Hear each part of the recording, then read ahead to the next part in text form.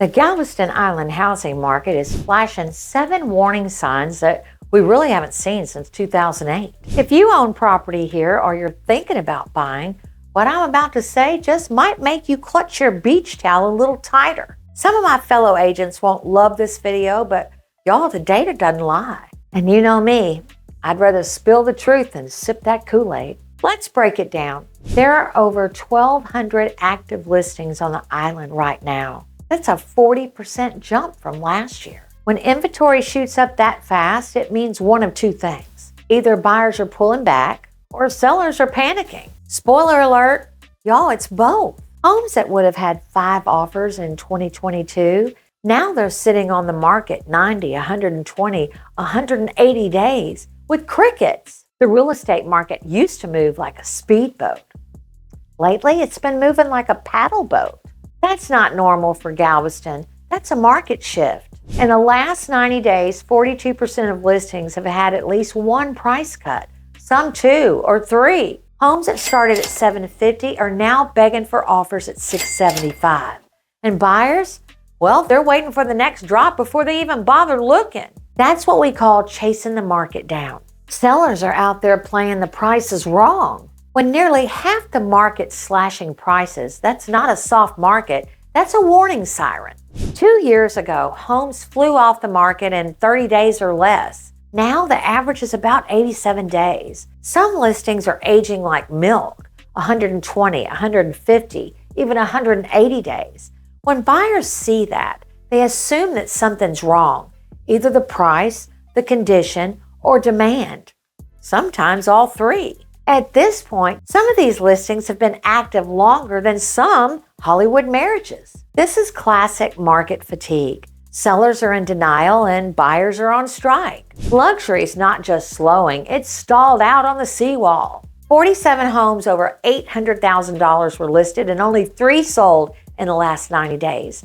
That's a 15-month supply when a healthy market is really 6. Translation, it would take over a year to sell what's currently already sitting on the market, even if nothing else new listed tomorrow. Luxury buyers aren't biting. They're headed down to 30A, to Florida, or the Hill Country. When your $1 million buyer ghosts you for Fredericksburg, you know it's bad. Investor purchases down about 38%. Why, you say? Because the math isn't mathing. 2 years ago, a $350,000 condo could gross $50,000 in short-term rentals. Now it's $475,000 with double the insurance, higher the taxes, and flat rental income, not to mention the interest rates. When investors stop buying, that demand disappears. And the prices, they're going to follow. Investors are a lot like seagulls. Once the snacks are gone, they disappear. I've had several listings in the last 6 months where the seller said, "My insurance just tripled. I can't afford to live here anymore." Premiums going from $3,200 a year to $9,800 a year. Y'all, people are telling me it's just not that rare. Some carriers are gone completely, and others are charging coastal prices that'll make your blood pressure spike. Insurance companies are the real pirates of the Gulf of America. Forced selling equals falling prices. When people have to sell, they take whatever they can get. Right now, 23 new builds just hit or under contract, the most in 5 years. Developers started them when the market was on fire. They're finishing now that it's, well, let's just say it's lukewarm. Buyers always prefer brand new with a warranty over gently used with a leaky deck. So resale homes? They're suddenly competing with fresh inventory they really can't match. It's like showing up to a beauty pageant in a 2022 prom dress. If you're a seller, price aggressively. This isn't the time for wishful thinking. Waiting is going to cost you money. Every month, inventory grows, buyers shrink, and prices slide. If you're a buyer, you've got leverage for the first time in years. Be patient. Make low offers, not lowball offers, and negotiate. Desperate sellers are back and you're in control, but not all the sellers are desperate. Do you remember 2021 when buyers were writing love letters to sellers? Yeah, well, the tables have turned. If you're an investor, run your numbers like you're checking a teenager's dating history. very, very carefully. Use current insurance, taxes, and realistic rents. 2022 math will get you burned. This isn't doom and gloom, y'all. It's reality.